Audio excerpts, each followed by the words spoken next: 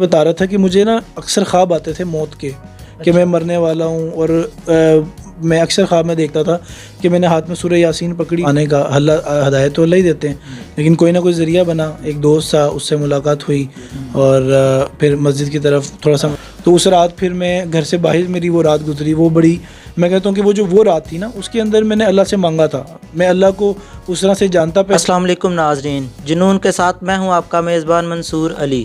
ناظرین، آج ہمارے ساتھ جو شخصیت موجود ہے، جب آپ ان کے بارے میں جانیں گے تو آپ ایک دم شوکڈ ہو جائیں گے، کیونکہ انہوں نے شوبز کی فیلڈ میں بچپن سے ہی کام کیا، اور 2013 میں آ کے انہوں نے اس فیلڈ کو خیر باد کہا۔ تو انہوں نے ایسا کیوں کیا، یہ انہی کی زبانی جانتے ہیں۔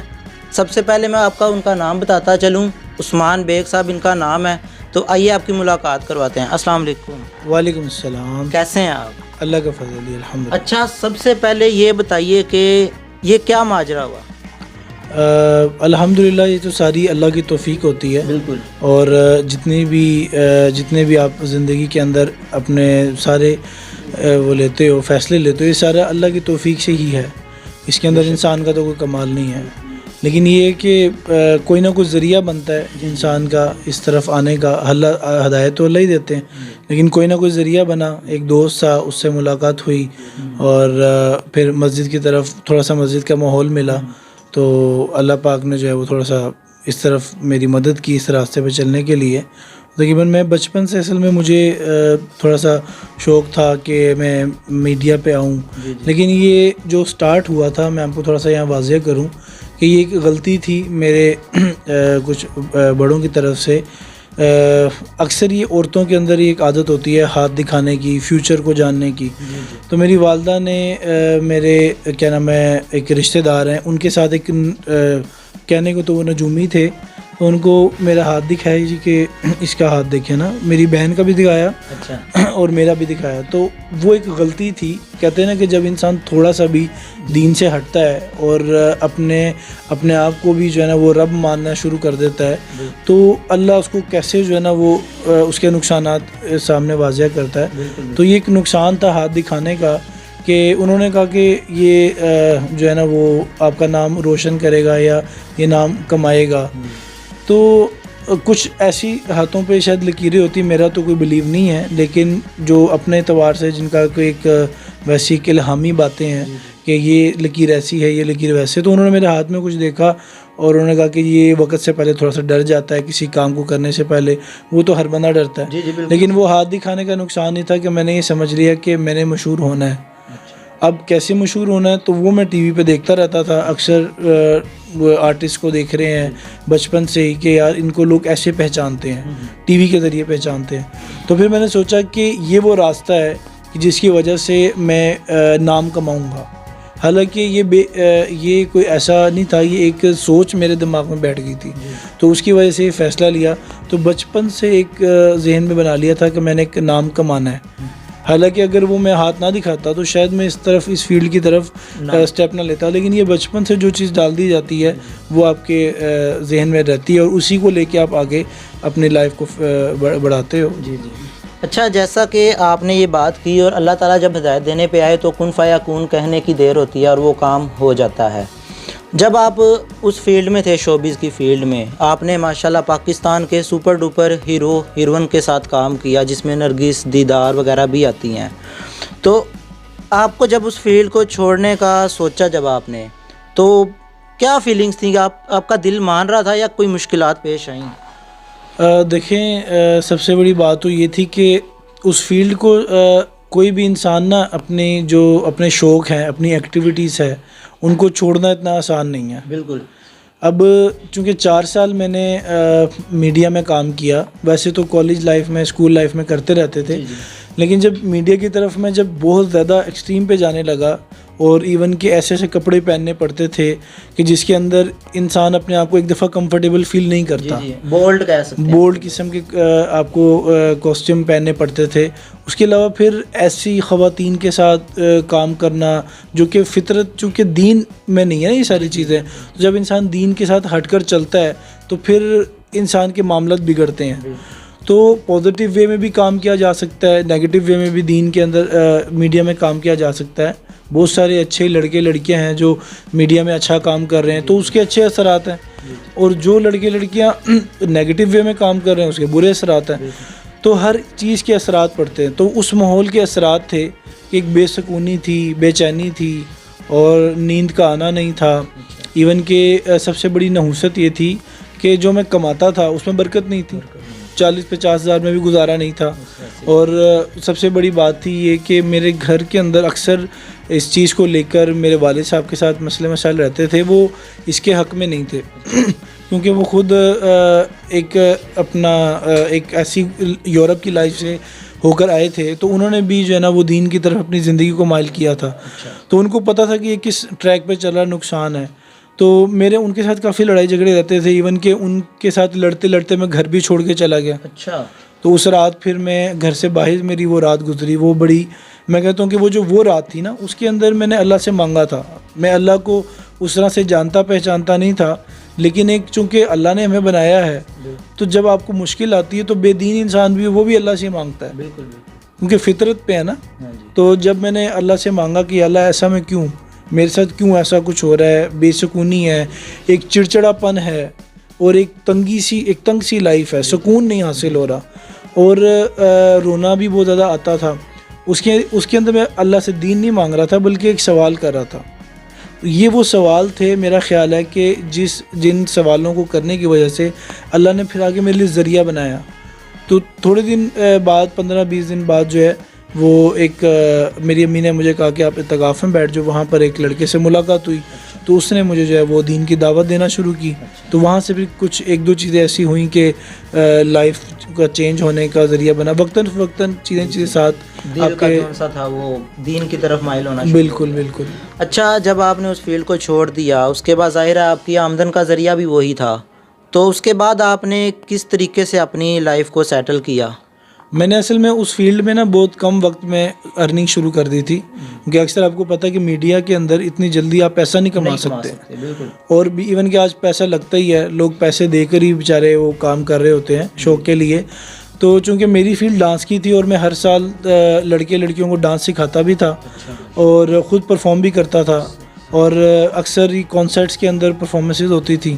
تو کانسرٹ کے اندر ایک گروپ ہوتا تھا جس نے پرفارم کرنا ہوتا تھا. تو اس سارے گروپ کو میں خود بھی لیڈ کرتا تھا، اور بہت سارے ڈانسر ہمارے ساتھ ہوتے تھے. تو یہاں پر اس کے بعد پھر تھوڑا سا جب میں میڈیا کی طرف چلا گیا، سیٹلائٹ میڈیا کی طرف، تو اس کے اندر تھوڑی سی پرفیکشن چاہیے ہوتی ہے چیزوں میں، کچھ اینگلز سیدھے کرنے ہوتے ہیں. تو وہ پھر میں نے اکیڈمی جوائن کر لی، ڈانس اکیڈمی جوائن کر لی. پھر اس کے بعد تھیٹر میرے جو ہے وہ انکل مجھے لے گئے، وہاں سے پھر وہ سیکھنے کو کچھ ملا. تو یہ تھوڑا سا اس طرح کا تھا کہ ایک ماحول ایسا بن چکا ہوا تھا کہ آگے سے آگے ہی جانا ہو رہا تھا. اچھا، آپ اپنی اس لائف سے مطمئن ہیں یا اس لائف کو کبھی مس کرتے ہیں؟ مس میں اس اعتبار سے کرتا ہوں کہ کاش مجھے جلدی عقل آ جاتی کہ وہ چیز غلط ہے اور میں اس فیلڈ میں جاتا ہی نہ، کیونکہ جو میں نے زندگی کے اپنے دن ادھر گزارے ہیں میں وہ بھی اچھے اعتبار سے گزار لیتا. لیکن چونکہ اللہ نے ہدایت لکھی ہوتی ہے تو فیلڈ کو میں مس اس اعتبار سے کرتا ہوں کہ اس کے اندر بہت سارے اچھے لوگ بھی تھے. بالکل. چونکہ میں نے اس کے اندر نا 1-2 اسلامک رول بھی کیے تو وہ مجھے بڑے اچھے لگتے تھے. تو میں چاہتا ہوں کہ وہ اگر مجھے دوبارہ کرنے کو ملے تو میں ضرور کروں گا. مجھے ایک دفعہ آفر بھی ہوئی تھی، لیکن اس ٹائم میں چونکہ نیا دین کی طرف آیا تھا تو اس وقت اجازت بھی نہیں تھی اور ضمیر بھی نہیں گوارا کر رہا تھا کہ میں اس فیلڈ میں جا کے دوبارہ کروں. لیکن آفر چونکہ آتی ہیں لیکن پرابلمز بھی آتی ہیں، میڈیا کی طرف سے اتنی سپورٹ نہیں ہوتی ہے. لیکن جب ایک نام بن جاتا ہے تو پھر وہی میڈیا جو ہے وہ آپ کے پاس قریب ہوتا ہے. اچھا، اب آپ مجھے یہ بتائیے کہ آپ کے دین کی طرف آنے کی سب سے بڑی وجہ کیا بنی؟ دین میں آنے کی سب سے بڑی وجہ تو ایک تو یہ بنی کہ میری والدہ نے مجھے سب سے پہلے جو ہے نا وہ دعوت دی کہ آپ مسجد میں اعتکاف میں بیٹھ جاؤ. وہاں پر تبلیغ کے لوگ تھے، انہوں نے لے لیا، انہوں نے اپنے اخلاق سے لے لیا. لیکن اس کے بعد میں پچھلے انٹرویو میں بتا رہا تھا کہ مجھے نا اکثر خواب آتے تھے موت کے، کہ میں مرنے والا ہوں. اور میں اکثر خواب میں دیکھتا تھا کہ میں نے ہاتھ میں سورہ یاسین پکڑی ہوئی ہے اور میرے پاس چند گھنٹے کا ٹائم ہے اور میں اس کے بعد مر جاؤں گا. تو جب میں خواب سے اٹھتا تھا تو اکثر پسینہ آیا ہوتا تھا اور خوف ہوتا تھا اور خواب ایک پتہ ہوتا تھا کہ چلو یہ تو اللہ کا شکر ہے خواب ہے، لیکن مستقل سگنل مل رہے تھے. جی جی تو کہیں نہ کہیں جب میں تنہا ہوتا تھا تو میں ایسے لوگ ڈھونڈتا تھا جو مجھے نا تھوڑا سا اللہ کی طرف راغب کریں. اور پھر مجھے ڈیتھ ویڈیوز دیکھنے کا بہت شوق تھا. پھر ایک لڑکے نے مذاق بھی کیا کہ بھئی ایک وہ ماڈل ہے وہ فوت ہو گئی ہے، 2-3 دن پہلے ہمارے ساتھ تھی، تو وہ پھر اس کا بھی ایک دل پہ اثر تھا. تو یہ ساری چیزیں میری دل کی زمین کو زرخیز کر رہی تھی، ہموار کر رہی تھیں کہ آگے جو آنے والی ایک بنیاد ہے جو دین کی وہ کھڑی آرام سے ہو سکے. تو یہ سب اللہ کی طرف سے سگنل تھے.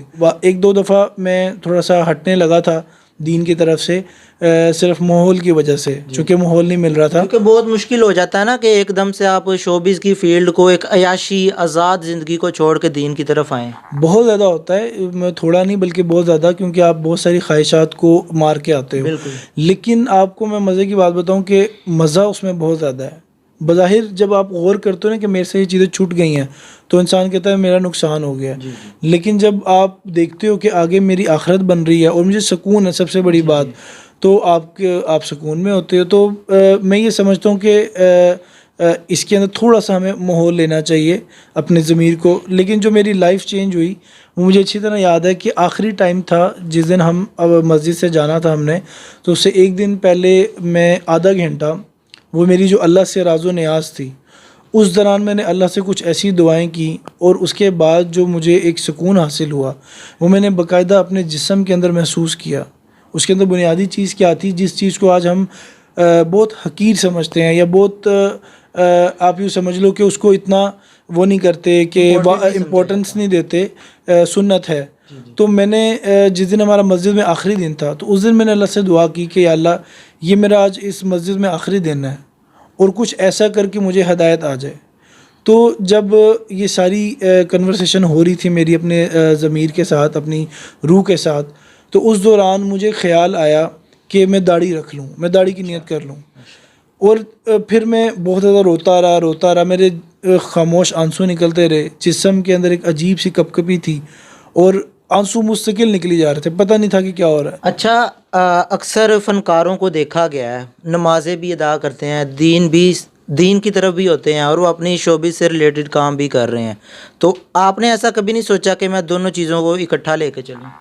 دیکھیں، شوبز کے اندر کام کرنا کوئی گناہ نہیں ہے، شو بزنس ایک بزنس ہے، لیکن مارجن نہیں ہے کہیں پر آپ اپنی تھوڑی سی بھی خواہشات کو رکھ سکو. مطلب ایسا ماحول ہی نہیں وہاں پر ہے. اور جو لوگ نمازیں پڑھتے ہیں، بہت ساری ایسی ایکٹریسز ہیں جو اس کے اندر غریبوں کا بھلا بھی کرتی ہیں، سب کچھ کرتی ہیں، ان کا اپنا اللہ سے ذاتی فعل ہے.